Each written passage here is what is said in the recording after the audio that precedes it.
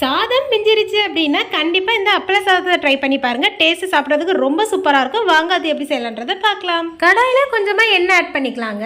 எண்ணெய் நல்லா ஹீட் ஆனதுக்கப்புறமா அப்பளத்தை குட்டி குட்டியாக கட் பண்ணி இந்த மாதிரி பொரிச்சு எடுத்துக்கலாம். தனியாக ஒரு கடாயில் ஒரு டேபிள் ஸ்பூன் எண்ணெய் ஆட் பண்ணிக்கலாங்க. இது கூடவே ஒரு அரை டீஸ்பூன் ஜீரகமும் ஒரு 3 பல் பூண்டை குட்டி குட்டியாக சாப் பண்ணி அதையுமே இது கூட ஆட் பண்ணிக்கலாம். இது நல்லா மிக்ஸ் பண்ணதுக்கப்புறமா ஒரு பெரிய சைஸ் பல்லாரியை குட்டி குட்டியாக சாப் பண்ணி அதையுமே இது கூட சேர்த்துக்கலாங்க. லைட்டாக கலர் சேஞ்ச் ஆனதுக்கப்புறமா ஒரு பாதி தக்காளியுமே கட் பண்ணி இது கூட ஆட் பண்ணி நல்லா மிக்ஸ் பண்ணியுமே விட்டுக்கலாம். பல்லாரி நல்லா வதங்குறதுக்காக தேவையான அளவு உப்பு சேர்த்து அதையுமே நல்லா மிக்ஸ் பண்ணியுமே விட்டுக்கலாங்க. இது கூடவே தேவையான அளவுக்கு கொத்தமல்லி தழை சேர்த்து நல்லா மிக்ஸ் பண்ணி விட்டுக்கோங்க. அரை டீஸ்பூன் கறி மசாலா சேர்த்துக்கோங்க. இதுக்கு பதிலாக சிக்கன் மசாலாவுமே ஆட் பண்ணிக்கலாங்க. காரத்துக்கு ஏற்ற மாதிரி வத்தல் பொடி ஆட் பண்ணிக்கோங்க. கொஞ்சமாக மஞ்சள் தூள் சேர்த்து நல்லா மிக்ஸ் பண்ணி விட்டுக்கோங்க. இது கூடவே கொஞ்சமாக சோயா சாஸ் ஆட் பண்ணி அதையுமே நல்லா மிக்ஸ் பண்ணி விட்டுக்கோங்க.